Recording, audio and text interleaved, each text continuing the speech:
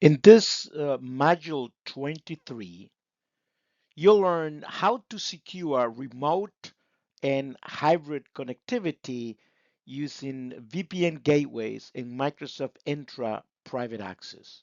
Hi, I am Cio Rodriguez.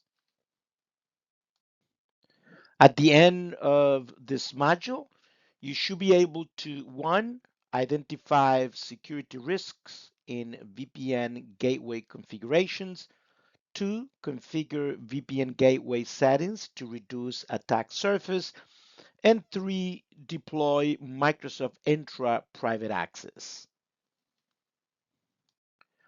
Before we jump into the portal, the Microsoft Azure portal, let's set the stage. What is the business problem that Contoso is trying to solve? Well, Contoso relies heavily on traditional VPN access for its 3,000 remote employees and branch offices.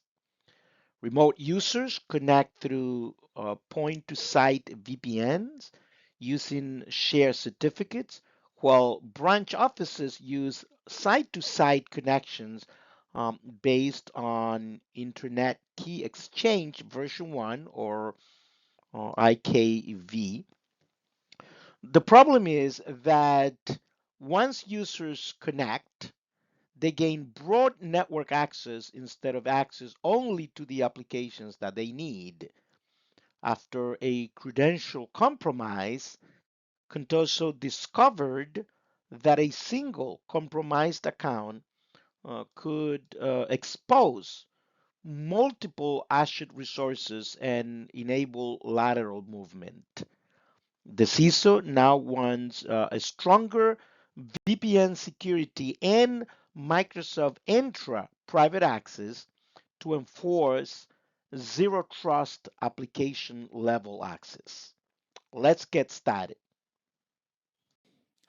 As usual, we start here at the Microsoft Azure portal, portal.azure.com.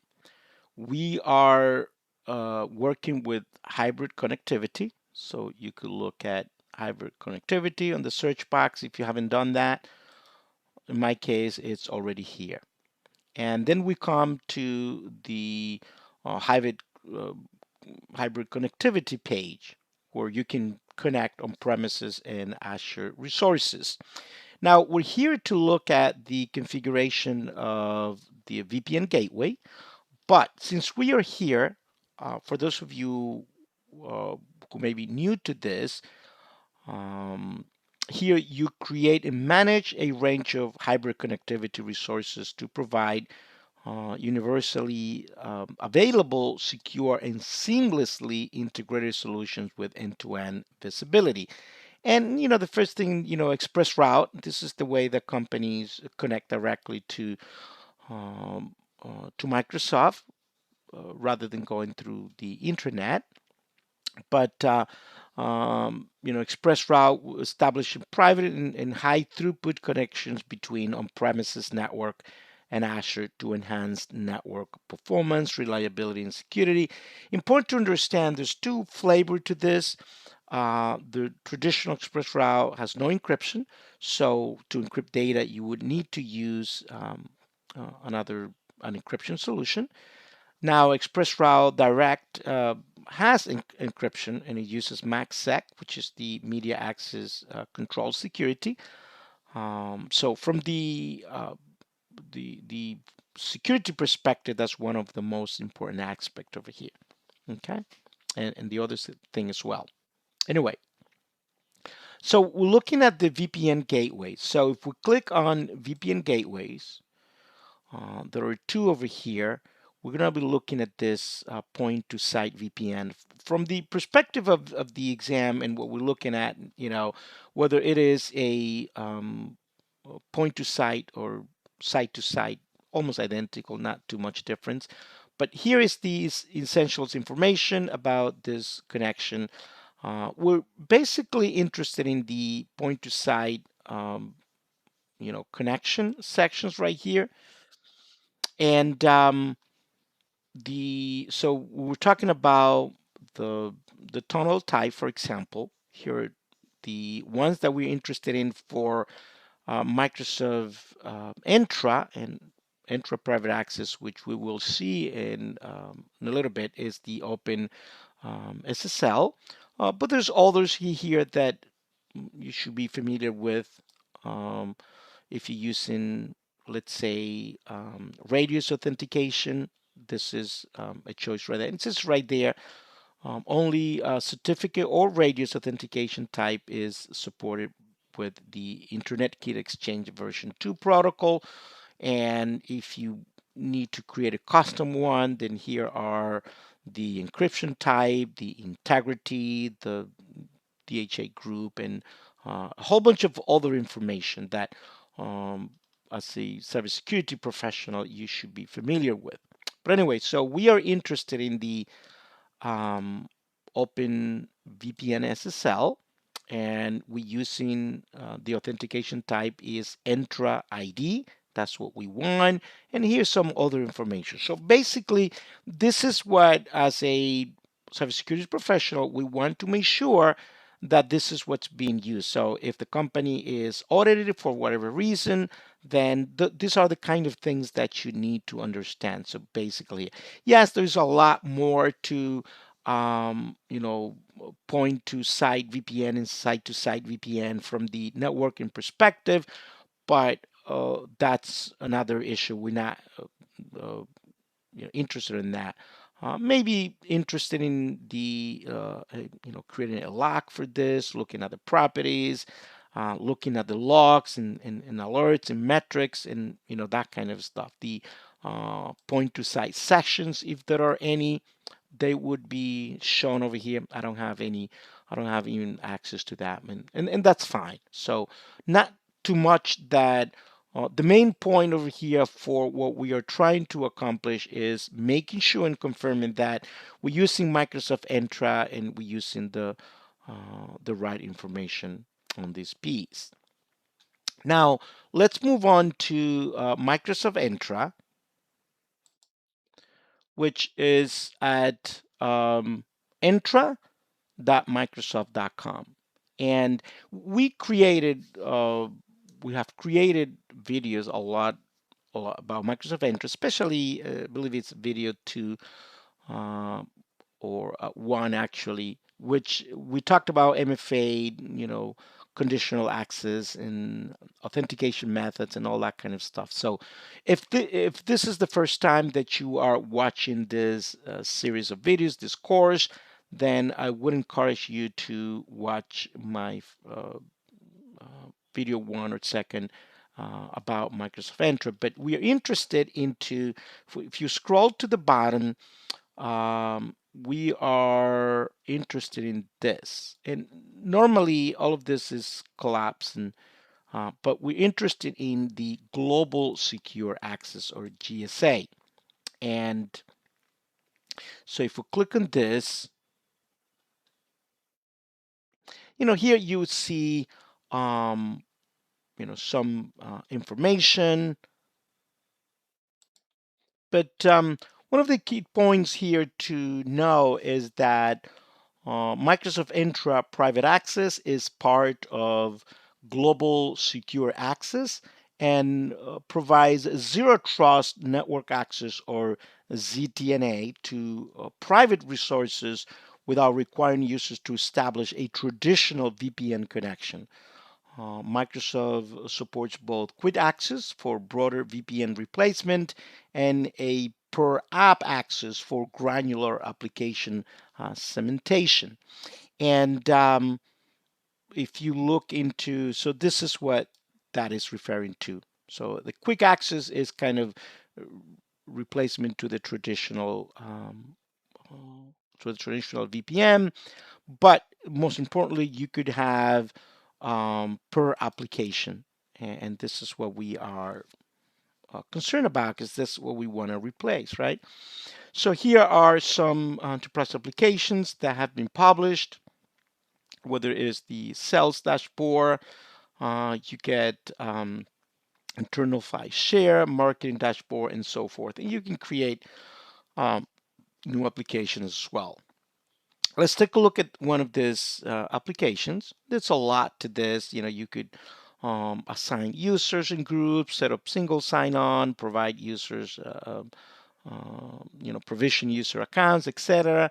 One really important aspect of whole this thing is the conditional access, because once we have the global secure access configured, now we can set up a conditional access policy. Let's take a look at that and see if there's any policy here that actually, here's one, GSA policy for on-prem apps. And let's take a look at this conditional access policy, what it does. But so here's the name, users and agents. We'll talk about this a lot when we get to the agents part. So now we can use conditional access to actually control access to agents. But anyway, so we're here to, if we click on this, notice how we have selected specific users and groups, and this is the finance department. So these are the application. This is the dashboard for the finance department. Nobody else has access to this, right? And this is a big point. It's that in a traditional VPN, again, when you have access, you have access to everything, even if you don't have access to an application, but you can try to get access to it, right? With a conditional access policy, you are completely restricted from even attempting. You won't see those applications at all, right? So here are those applications, and these are the resources that I'm targeting. So those are the application, and I can add as many as I want. And then if we go to the grant, so those users, they have grant access to that, but then they require authentication strength. And in this case, we're using phishing resistant MFA, which is a big thing. As a matter of fact, Microsoft recently announced that they are not going to support SMS for MFA anymore. I mean, let me put it this way. So SMS is not going to be available. Yes, you could still use SMS with through other third-party companies and stuff like that, but Microsoft per se is pushing into phishing-resistant MFA because of the kind of attacks that we are getting nowadays. But that's another topic for another video. I actually talked about this on my the video on Entra and MFA. But anyway, so just wanted to show that over here, because this is actually great when it comes to this private access. Okay. Again, there's a lot to this from the security perspective. One maybe important aspect is the secure, and so you can create security profiles that will give access based on whether it is internet access or private access and stuff like that. And then you can, filter and block content based on different criterias. So we have here we have the web content filtering policies, right? That you can use in to block content. We have content of other types of policies as well. And most importantly, we have prompt policies. So we can create, a policy to block certain types of, prompt injection attacks. So here's one, blocks prompt injection attempts for, blah, blah, whatever. That's the description. But that's really important. TLS inspection policies as well. So you can create, TLS inspections. Okay, we can do that there.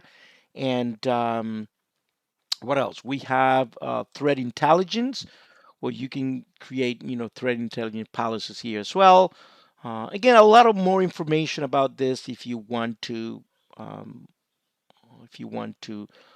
learn about this. And then we have also, this is new, the MCP policies, which allow you to create and manage MCP policies that govern how your organization's clients can connect to MCP servers, uh, and with which tools, resources, and prompts, and and what they can use. We will talk a little bit more, actually a lot more about MCP when we get into the AI learning path, which is coming in future videos in this series. But anyway, so that in a nutshell, there is a lot to GSA, but from the security perspective, those are the key points that you need to understand. So for the certification exam, if we could, I don't know, summarize the this topic, right? We would say that the Global Secure Access or GSAs is Microsoft Security Service Edge platform that provides identity-aware access controls for Microsoft 365, internet, and private application traffic. Again, for exam purposes, focus on Microsoft Entra Private Access, which delivers zero trust network access to internal resources without giving users broad VPN level access like traditional VPN, as we have discussed. It uses private network connectors, the Global Secure Access client. So there is a client that you would have to install on your endpoint on your laptop, right? The traffic forwarding profiles, application segments, user group assignments, and conditional access, as we saw. Quick access supports broader VPN replacement, while the per app access provides granular least privilege authorization, which is one of the three most important aspects of zero trust. And so the key exam concept is replacing the traditional network level trust with identity based application level access for remote and hybrid users. So that would be the main thing. And so in this environment, so here we are. I have not even set this up. So here we have, so when you come in for the first time, so you go to GSA, um, you're going to come to this page. There's a lot of resources here. If you want to learn more about this, some videos that will explain. This is all part of the Microsoft Entra suite, which combines network access, identity protection, governance, and identity verification solutions. And again, the Microsoft Entra Private Access is secure access to all private apps and resources for users anywhere, those remote users.